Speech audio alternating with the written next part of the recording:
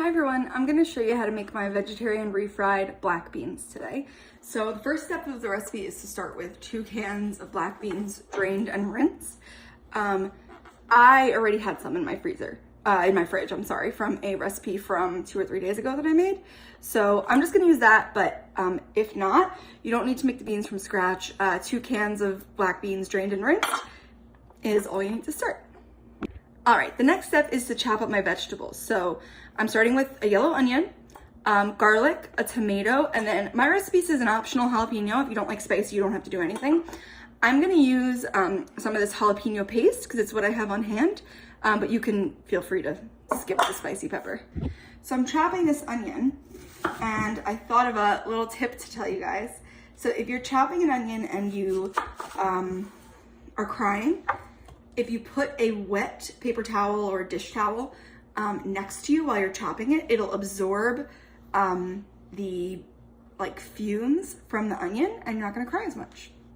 Helpful tip. All right, so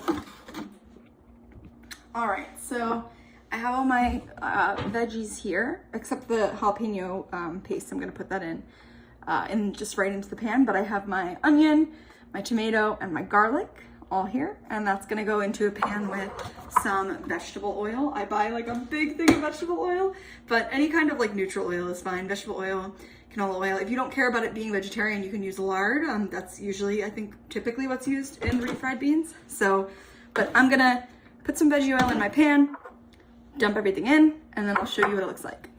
Okay, so I'm waiting for this oil to get hot. As you can see, I used kind of a lot of oil. For this recipe, you want a decent amount at least to cover the bottom of your pan.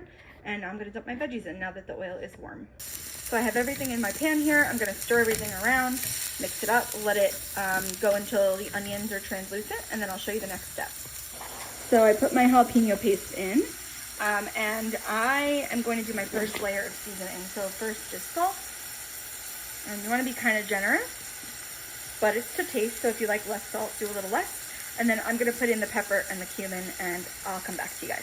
Okay, so everything is in my pan, all my seasoning, all my veggies. I'm just gonna mix it up. And now I am waiting until the onion is translucent, and then I'll show you the next step. All right, so this is about the consistency that I want to put the black beans in. All right, so my onions were translucent, so I dumped the black beans in, and I'm gonna stir them around and let them cook about 2 minutes whole before I mash them up.